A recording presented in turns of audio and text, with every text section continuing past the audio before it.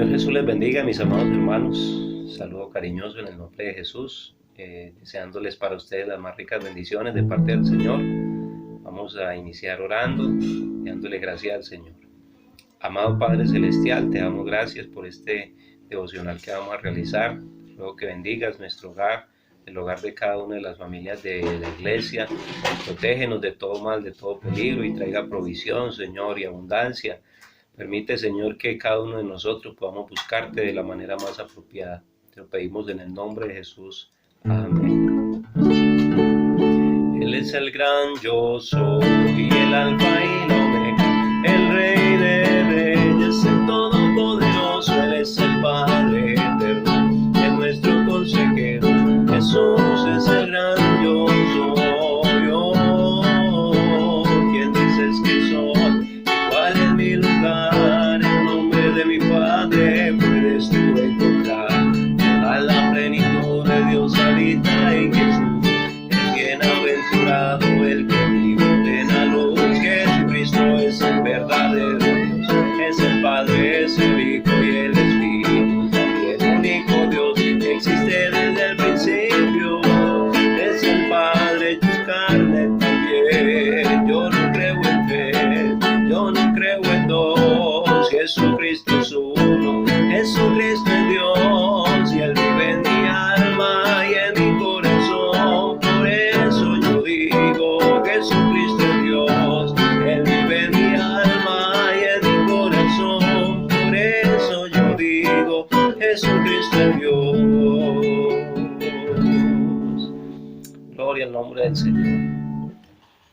Vamos a orar, hermanos. Vamos a pedirle al Señor que nos ilumine a través de su palabra en esta tarde y podamos comprender su palabra a cabalidad. Esta enseñanza que Dios me ha inspirado en esta tarde, espero que sea de bendición para usted, para su familia y para todos los que nos escuchen. En el nombre de Jesús, amado Padre Celestial, yo te ruego, Señor, en esta tarde que tú hables a nuestras vidas, que tú toques nuestros corazones.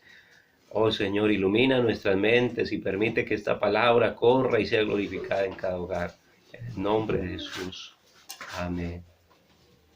Bueno, mis amados hermanos, amigos queridos, el mensaje que hoy vamos a tratar es una enseñanza que he titulado Verdades que necesitamos oír.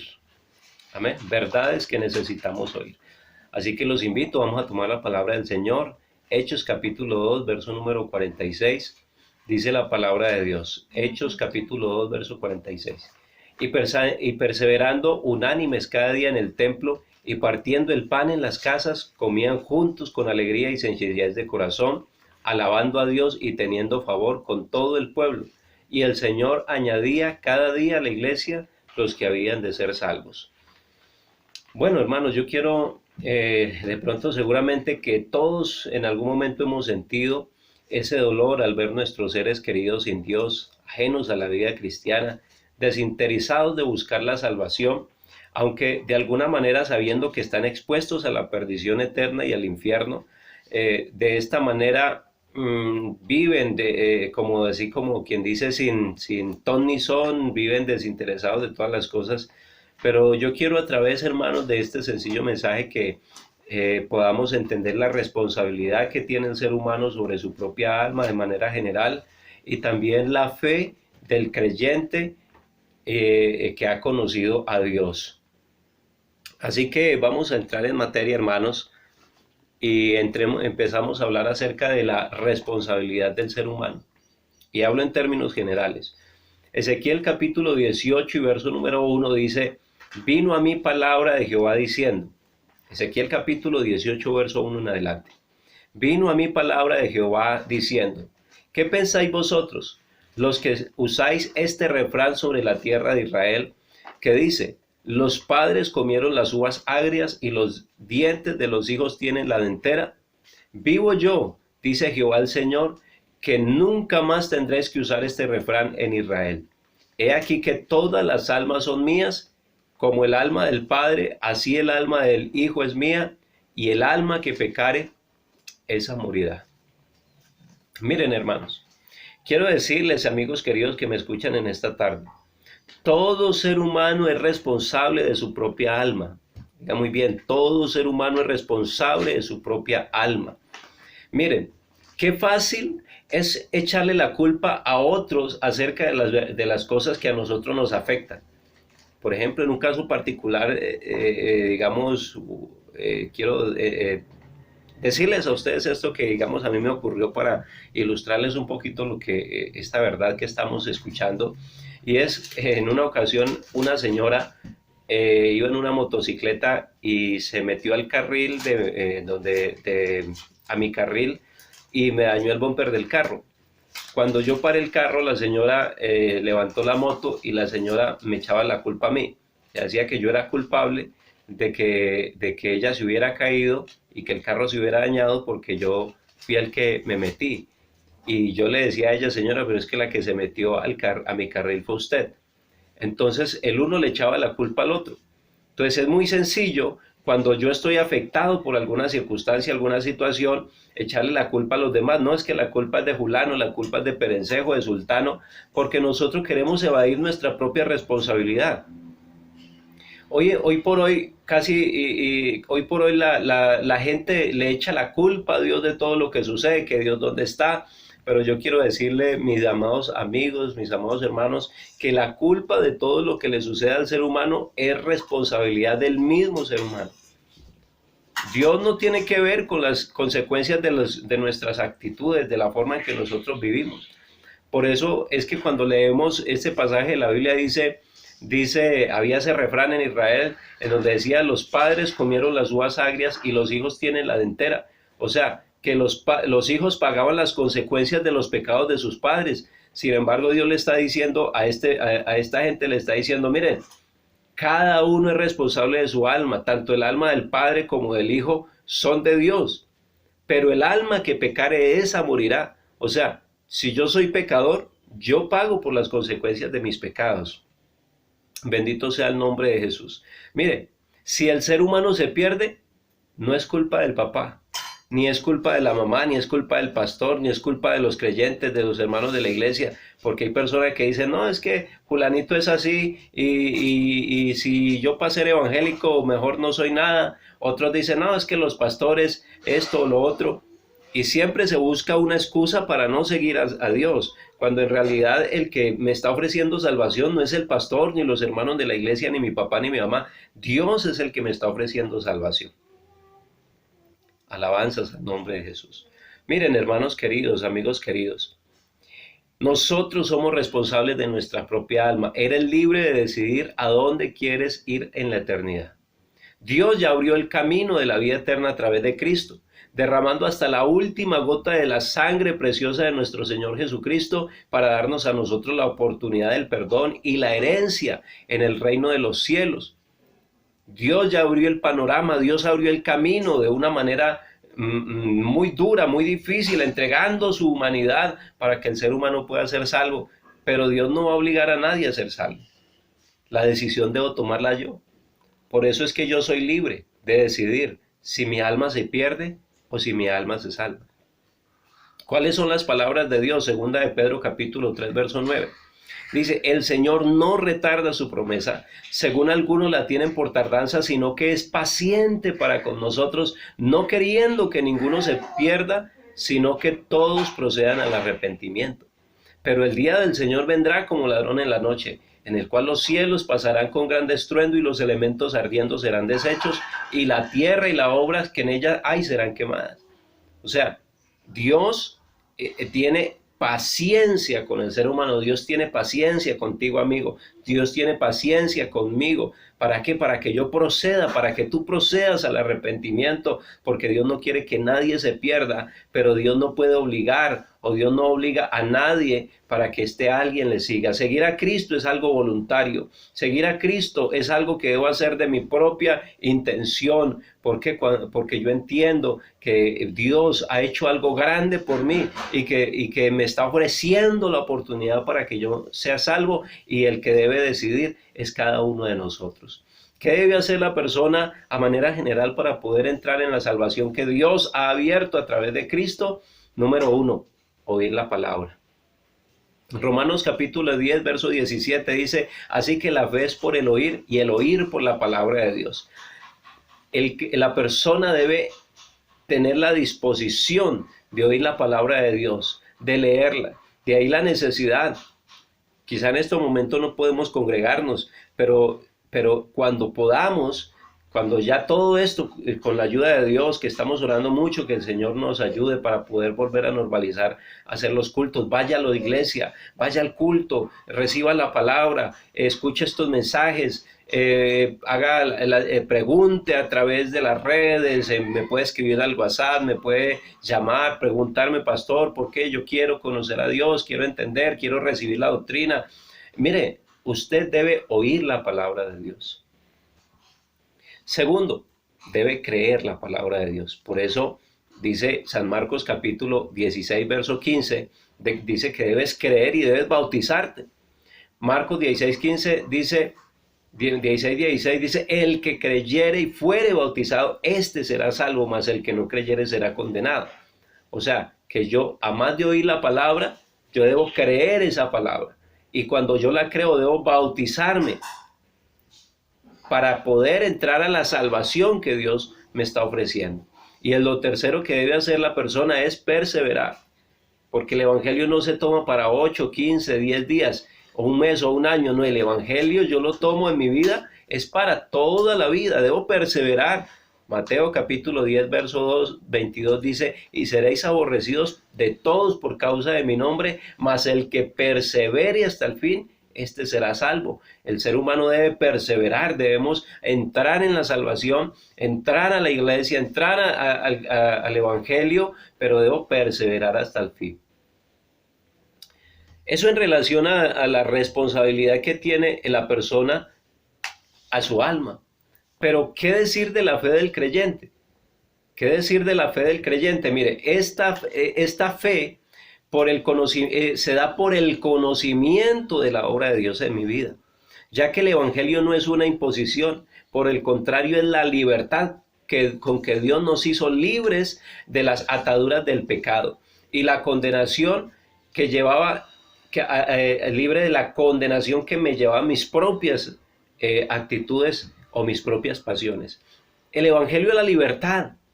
Yo era esclavo del pecado, yo era esclavo de la maldad, yo era esclavo de mis pasiones, yo vivía en angustia, en desolación, yo vivía lejos de Dios, pero el evangelio me ha acogido, el evangelio me ha abrazado, el evangelio me ha metido por la palabra de Dios a una vida diferente, a una vida nueva, a una vida en donde el Señor Jesucristo dice, venid a mí los que estáis trabajados y cargados, que yo les voy a dar descanso.